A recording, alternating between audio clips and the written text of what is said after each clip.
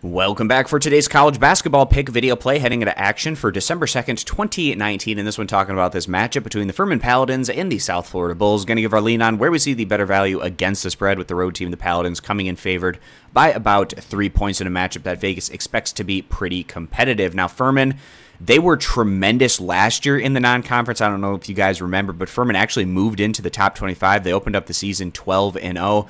They weren't able to carry that totally over into Southern Conference action, but that's been a very tough mid-major conference in recent years. I would have liked to have seen Furman make it into the NCAA tournament, but they finished the regular season 25-7 overall, and then they ended up losing in the NIT in their first matchup against Wichita State. But the Paladins carrying that success over into the early portion of this campaign as well, with that mark at 7-1, and they've shown some pretty nice results early on, winning against teams like Loyola, Illinois, a nice win on the road against Gardner-Webb. They were really competitive at SEC opponent Alabama, going blow for blow, but coming up short in the end by a final of 73-81. But this road matchup figuring to perhaps be a little bit more manageable for the Paladins than that one at Alabama. In their last couple of outings, taking down Elon on the road by a final of 97-61, so a really nice one there from the Paladins in terms of a strong offensive performance, and very competitive in their last outing against a respectable Texas Arlington squad,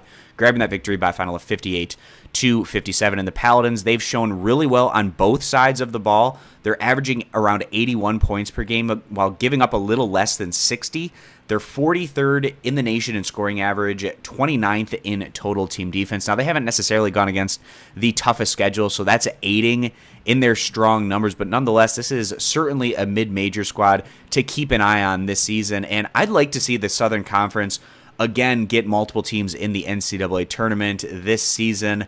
They have some really interesting quality programs that are, building up the strength and the depth of this overall league. And it's been a league to certainly watch in recent years. In terms of mid-major basketball, it's been one of my favorite leagues to follow. So Furman on the road here against the South Florida Bulls. Now, USF, maybe some increased expectations coming into the year, but they haven't lived up to those at just 3-4 overall. Their defeats coming in significant fashion, double-digit losses against the likes of Boston College, a 17-point loss against IUPUI, really bad loss there.